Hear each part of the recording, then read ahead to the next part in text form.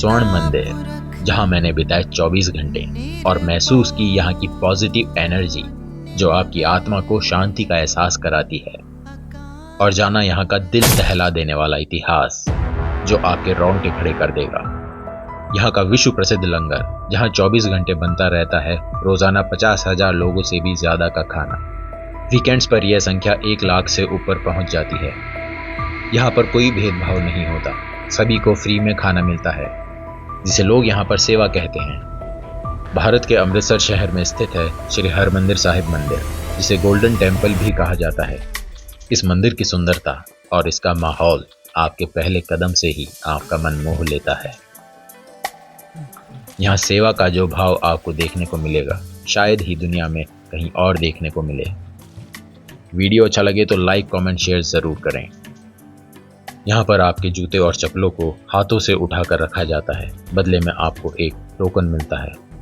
अंदर जाने के 4 गेट हैं। सभी गेट पर आपको इस तरीके से पैर धोकर अंदर जाना होता है। ये पानी कुछ घंटों में चेंज होता रहता है। यहाँ पर साफ सफाई का बहुत ज्यादा ध्यान रखा जाता है। मंदिर के अंदर जाते वक्त आपको अपना सर कपड़े से ढकना जरूरी है।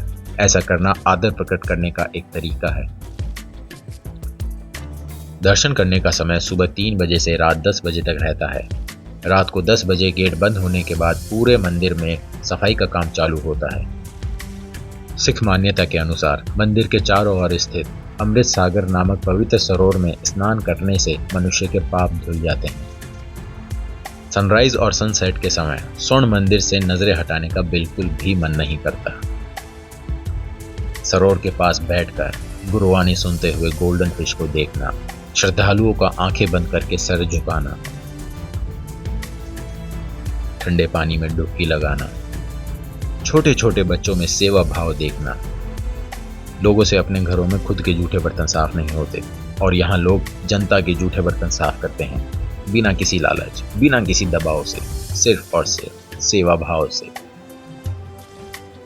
ये सारा अनुभव मैंने 24 घंटे इस मंदिर में रहकर किया, और मुझे फील हुआ कि सेवा की राह पर चलना ही मानवता का सबसे बड़ा धर्म है। इतना ज्यादा सेवा का भाव आखिर ये लोग लाते कहां से हैं? इसके लिए हमें इतिहास के पन्नों को पलटना होगा। उससे पहले आप चैनल को सब्सक्राइब करें और बेल आइकन प्रेस जरूर करें, ताकि फ्यूचर में इंपॉर्टेंट वीडियोस आपको सबसे पहले मिले। तो ये बात है 15 अप्रैल 1469 की, जब सिख धर्म के प्रवक्ता गुरु नानक देव जी ने ब्राह्मण परिवार में तलवंडी नामक स्थान पर जन्म लिया। नानक जी के जन्म के बाद तलवंडी का नाम ननकाना पड़ा। वर्तमान में यह जगह पाकिस्तान में है। नानक जी के पिता का नाम मेहता कालू था। वे एक पटवारी थे। उन्होंने सच्चा सौदा करने के लिए नानक जी को 20 रुपए दिए और कहा कि शहर जाकर व्यापार करने के लिए कुछ सामान ले आओ, जिसे हम अच्छे दाम में बेच सकें। महज 18 साल की उम्र में नानक जी 20 रुपए लेकर के शहर की तरफ चल पड़े। रास्ते में जंगल में उन्हें कुछ सन्यासी मिले जो कि ध्यान कर रहे थे। नानक जी ने उनसे कुछ देर बातें की तो उन्हें पता चला कि सन्यासियों ने कुछ दिनों से खाना नहीं खाया है। तब नानक जी को उनके पिता की बात याद आई। उन्होंने कहा था कि सच्चा सौदा करके आना। फिर नानक जी शहर की तरफ गए।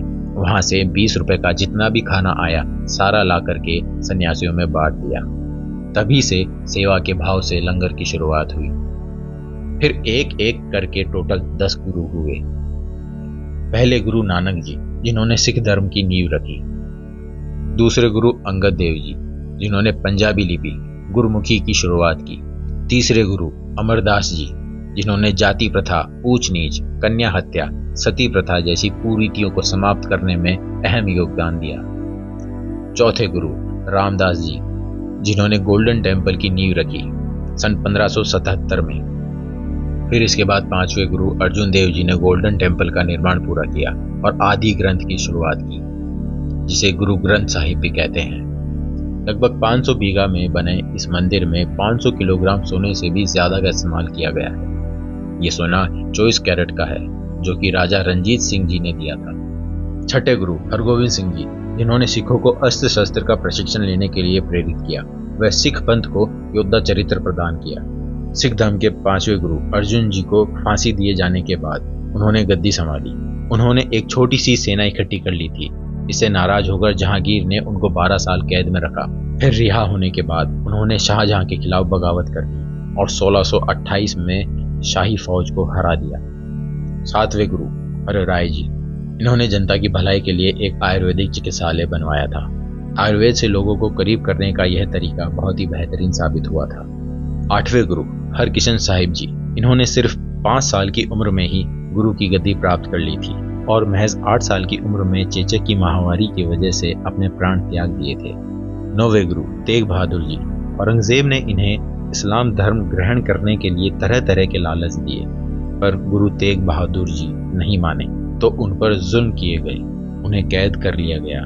2 शिष्यों को मारकर गुरु तेग बहादुर जी को डराने की कोशिश की गई, पर वे नहीं माने। इसके बाद दिल्ली के चांदनी चौक पर गुरु तेग बहादुर जी का शीश काटने का हुक्म जारी कर दिया गया और गुरु जी ने धर्म की रक्षा के लिए बलिदान दे दिया। 10वें गुरु हैं गुरु गोविंद सिंह जी, जिनको 9 वर्ष की उम्र में गुरु गद्दी मिली थी। गुरु गोविंद सिंह जी के जन्म के समय देश पर मुगलों का शासन था। गुरु गोविंद सिंह जी ने धर्म, संस्कृति व राष्ट्र की आन बान और शान के लिए अपना सब कुछ न्यौछावर कर दिया था और बैसाखी वाले दिन खालसा पंथ की स्थापना की। बाद में गुरु गोविंद सिंह जी ने गुरु प्रथा समाप्त करने के लिए गुरु ग्रंथ साहिब को ही एकमात्र गुरु मान लिया। स्वर्ण मंदिर का मुख्य हॉल गुरु ग्रंथ साहिब का घर है। गुरुद्वारे में आने वाले लोगों के लिए ठहरने की व्यवस्था भी है। यहाँ 228 कमरे और 18 बड़े हॉल हैं। यहाँ पर रात गुजारने के लिए आपको गद्दे और चादर भी मिल जाती है।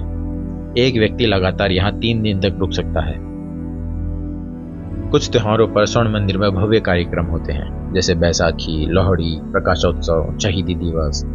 विशेषकर खालसा पंथ की स्थापना वाले दिन यानी कि बैसाखी वाले दिन स्वर्ण मंदिर का अनुपम रूप देखने को मिलता है। यहाँ पर बाबा दीप सिंह जी का भी स्थान है, जो कि एक बहुत बड़े योद्धा थे।